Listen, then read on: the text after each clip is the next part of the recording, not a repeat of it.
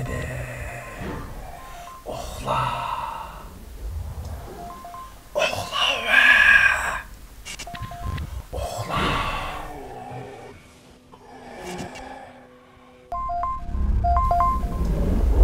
Uxla ve. Uxla. Dehi tam atmedi.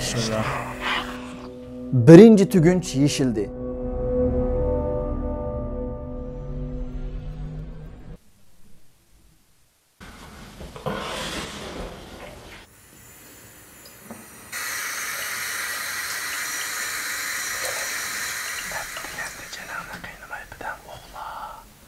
Azroq uxlatib qolsangmi bo'ladi.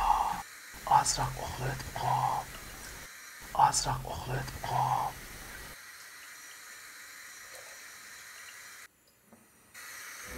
İkinci tügünç yeşildi.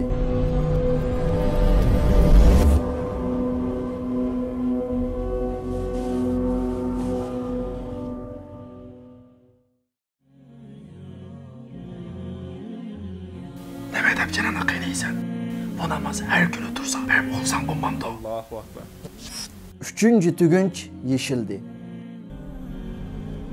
Peygamber aleyhisselam sizlar uxlagan vaqtinglarda şeytan gadininglarga 3 chigish chigib qo'ydi. Ya'ni vasvasadan kelib chiqqan 3 xil ruhiy chigish. Atiganda uyg'onmoqchi bo'lgan vaqtimizda şeytan bizga kecha uzun uxla deb vasvas qiladi. Agar biz uyg'ongan vaqtimizda mayli subhanalloh, mayli alhamdulillah bo'lsin, har qanday bir zikr qilsak, birinchi chigish yeshiladi. Tahorat olgan vaqtimizda bo'lsa, ikkinchi chigish yeshiladi. Namozga turgan vaqtimizda bo'lsa, uchinchi chigish yeshilib ketadi. Shuning bilan fa asbaha nashitan tayyiban nafs.